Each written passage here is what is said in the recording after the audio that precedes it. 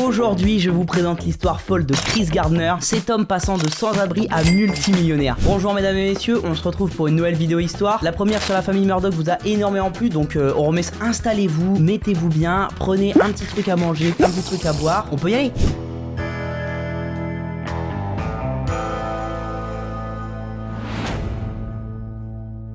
Chris Gardner est né le 9 février 1964 à Milwaukee dans le Wisconsin. Il grandit dans un environnement extrêmement difficile avec ses 3 demi-sœurs car son père décide tout simplement d'abandonner la famille. Il est parti chercher des clopes, de fil en aiguille, il est amené à d'autres chemins et il est jamais revenu le padré. Chris par conséquent n'a jamais connu son père puisqu'il est parti quand il avait 2 ans et sera par la suite régulièrement tabassé, martyrisé par son beau-père Freddy qui est la définition même du gros alcoolique du PMU. Voilà. Quelqu'un d'extrêmement nocif qui va pourrir la famille, vraiment littéralement. La mère de Chris, Betty, était également tabassée à chaque fois qu'elle essayait de défendre ses enfants. D'ailleurs, sa mère devait assumer plusieurs travails car tout simplement son mari Freddy avait décidé de ne pas travailler. Évidemment, pourquoi faire? Pourquoi travailler? Elle devait travailler pour nourrir l'intégralité de la famille, payer le loyer, payer toutes les tâches ménagères, la totale. Vraiment tout reposait sur maman. Pourquoi maman? Donc Chris, je pense que vous le comprenez, vit dans un environnement extrêmement nocif pour lui, c'est pas vraiment un bon développement chez un gamin. Et à l'âge de 8 ans, Chris et ses demi-sœurs vont passer de famille d'accueil en famille d'accueil, car tout simplement, Betty, la mère, va être jetée en prison à 2 reprises.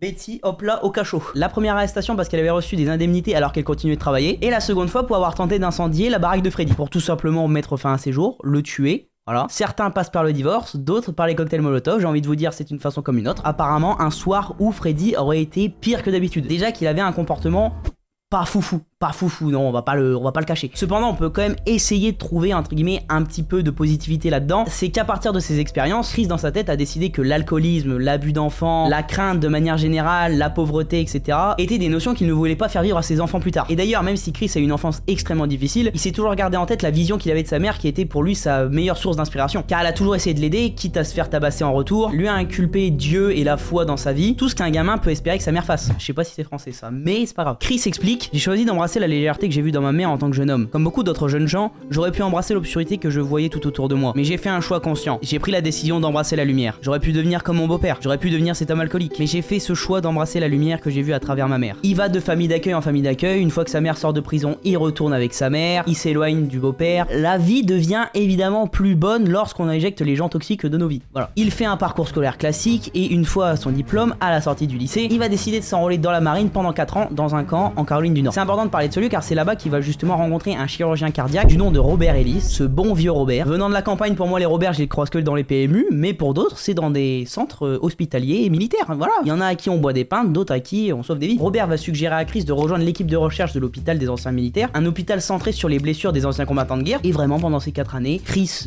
gère, il fait bien son taf, il dérange personne, il est sympa, les gens le considèrent soit comme un leader, soit tout simplement comme un mec très respectable parce qu'il emmerde personne. Et à la fin de sa carrière militaire, en 1974, il décide de partir pour San Francisco.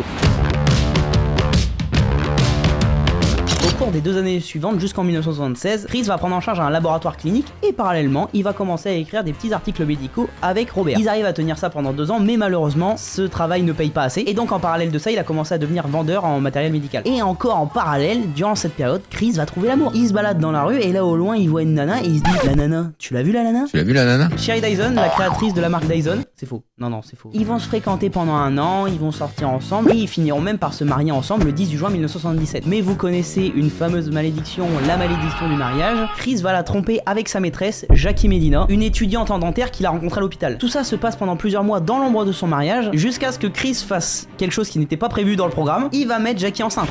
Pas toi, non. Ce qui l'oblige évidemment à rompre son mariage, car vous vous souvenez de ce que je disais plus tôt, il veut s'occuper de la naissance future de son fils et bien s'en occuper. Au moins, j'ai envie de dire, il fait ça dans les règles de l'art. J'essaye de te dédonner, Chris. J'essaye. Quelques années passent, on est en 1981, le fils de Chris est né, un beau bébé si je puis dire, je connais pas le poids à la naissance, mais un beau bébé, Christopher Jared Gardner, mais qui dit naissance dit une nouvelle bouche à nourrir. Et Chris, voulant absolument une vie normale pour son enfant, veut tout faire pour assurer un bon avenir à son fils. Cependant, à cette période, la situation financière de la famille est désastreuse, très compliquée. Chris est prêt à tout pour combler ce manque financier. Il va voir une opportunité de créer son propre commerce commercial. Il va tenter un all-in, vraiment, tapis, poker, enfin voilà, tout ce que vous voulez. Il va investir l'intégralité de ses économies dans une machine de densitométrie osseuse. En gros, pour faire simple, c'est un scanner. Sur le coup, en voyant cette opportunité, il croyait que c'était l'investissement du siècle et il a cru que grâce à cet investissement, sa famille sera en sécurité. Mais malheureusement, encore une fois un échec pour Chris. La réalité s'est retrouvée bien plus difficile de ce qu'il n'avait prévu. L'entreprise échoue totalement, laissant Chris, sa femme et son fils dans une situation financière désastreuse. Et en plus de ça, il se retrouve avec une tonne de scanners chez eux, dont Chris galère à vendre. Car tout simplement, le problème majeur, et c'est pour ça que l'entreprise a fermé, c'est que ce type de scanner est 10 fois trop cher pour ce que ça apporte en termes médicaux. Cependant, Chris doit continuer à vivre et à nourrir sa famille, donc ce qu'il fait, c'est qu'il passe sa journée à essayer de vendre ces scanners. Vous vous en doutez bien, les dettes commencent à s'accumuler énormément, et même la tension au sein du foyer est devenue insupportable. Donc Chris, il doit jongler entre les pressions familiales et en même temps devoir s'occuper de sa famille. Il doit jongler comme un bâtard alors que le mec il a jamais fait de cirque de sa vie, cherchant désespérément une solution pour essayer de surmonter cette crise. Un beau jour, entre deux ventes de scanners, Chris croise dans la rue un homme impeccable, nickel, bien habillé, petit costard cravate, les contours sont faits, petite montre, petite Ferrari rouge, la totale. Curieux, il décide de l'arrêter dans la rue pour lui demander comment il avait réussi. L'homme, si je puis dire, le gentleman, lui répond qu'il était courtier en bourse à Wall Street et qu'il gagnait environ 80 000 euros par mois. Lui, Chris, dans sa situation, je sais pas, gagne peut-être genre ne serait-ce que 20 000 euros par an. Il est complètement choqué par ce salaire. Pour lui, c'est littéralement une révélation. Il veut tout simplement devenir courtier en bourse. Il se dit alors dans sa tête, si cet homme a réussi, pourquoi pas moi? Réaction un petit peu égocentrique quand même, hein, ça fait un petit peu en mode lui c'est un gros clochard et il gagne mieux que moi, c'est pas normal. Finalement une réaction d'un mec sur Twitter. Cependant c'est Mao de vouloir devenir courtier en bourse, mais le problème c'est qu'il n'a aucune formation, aucune éducation financière, aucun contact, rien du tout. Mais Chris c'est pas ce qui va l'arrêter, il peut apprendre le gars. Il a une famille à nourrir, il a un gamin, il est déterminé comme jamais à vouloir réussir, car encore une fois, il pense même pas à lui, il veut juste réussir pour son gamin, pour qu'il ait une bonne enfance comparée à la sienne. Ce jour-là Chris a eu le déclic, il décide de rentrer chez lui, il s'en fout de ses scanners, il veut même plus les vendre.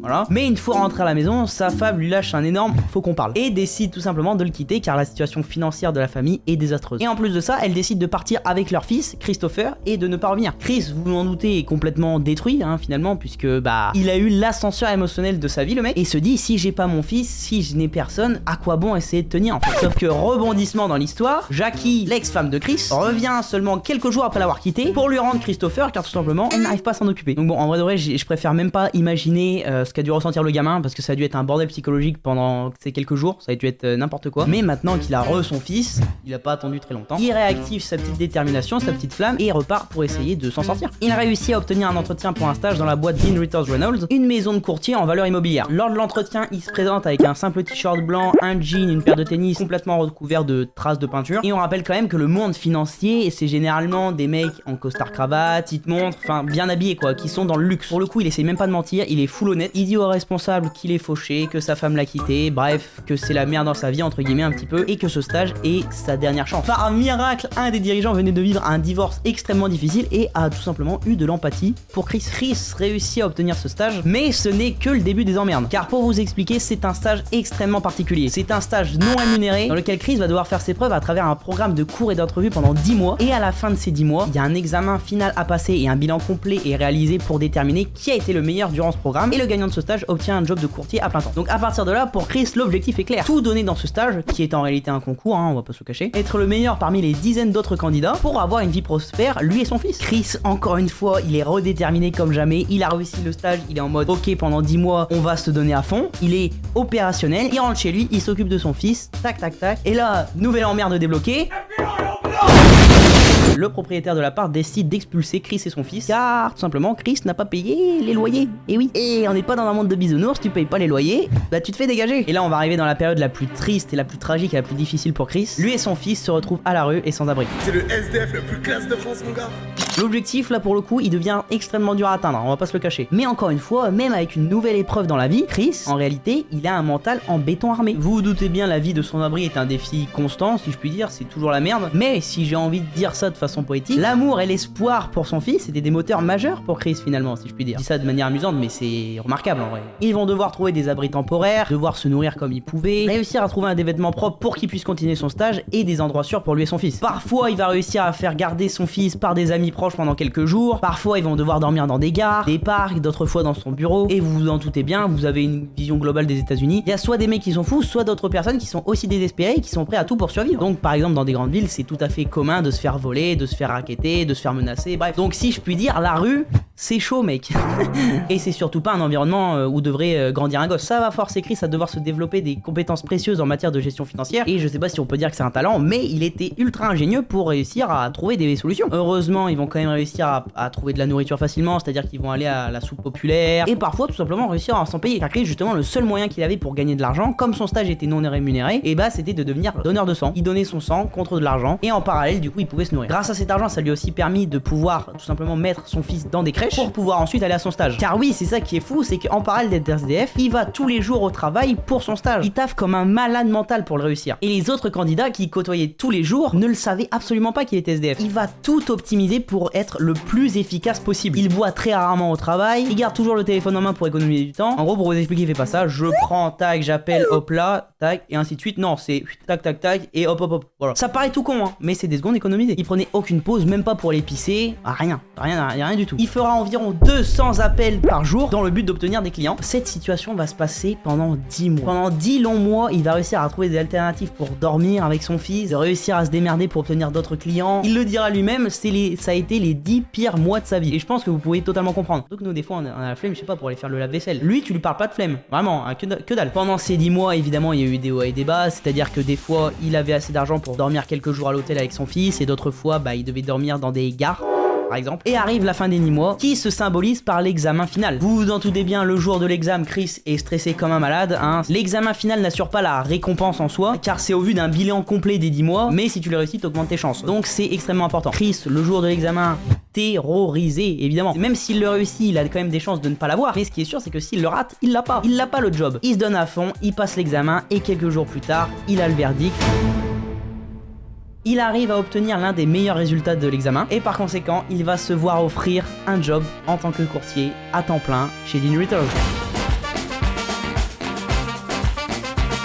Vous vous en doutez, suite à ça, Chris a pu obtenir un salaire stable, il va pouvoir offrir une sécurité à son fils, et quelques années plus tard, en 1987, il va quitter son job pour créer sa propre société de courtage, Gardner Rich & Co. Il obtient très rapidement des clients très importants et fait grossir sa société d'une manière colossale, la faisant passer d'un petit capital de 10 000 $ à une fortune de plus de dizaines de millions. Aujourd'hui, Chris fait des conférences, finance des logements pour des familles à faible revenu. Il y a quelques années, il a aidé à financer un projet à plus de 50 millions $, la Chris Gardner Foundation. Tout ça dans le but de créer des logements sociaux et des disponibilités de travail pour les sans-abri. Il va également faire énormément de dons de matériel, de vêtements, de tout. Lors d'un voyage en Afrique du Sud, il va rencontrer Nelson Mandela, rien que ça, pour pouvoir discuter de possibilités d'investissement. Tout ça dans le but d'aider l'Afrique. Il a d'ailleurs reçu plusieurs prix. En 2002, le prix du père de l'année. En 2006, le prix annuel de l'humanité.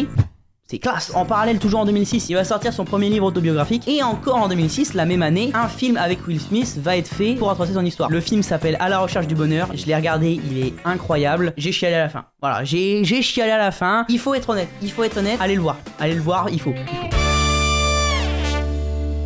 En tout cas, mesdames et messieurs, j'espère que cette histoire sur Chris Gardner vous a plu. Quand j'ai découvert cette histoire, je l'ai trouvée exceptionnelle, je l'ai trouvée vraiment classe, déjà d'un point de vue paternel. C'est magnifique ce qu'a fait cet homme pour son fils, déjà, rien que ça. Et en plus de ça, je trouve que l'histoire de base, passer de SDF à multimillionnaire, bah c'est pas commun. En tout cas, j'espère que cette vidéo vous a plu. Ça a été un plaisir de vous la raconter. Si vous voulez soutenir la chaîne, n'hésitez pas, les petites choses habituelles, à vous abonner, à liker, à commenter et à partager, c'est le plus important. Merci beaucoup si vous le faites. Et on se retrouve la semaine prochaine pour une prochaine vidéo. Prenez soin de vous, c'était Axel.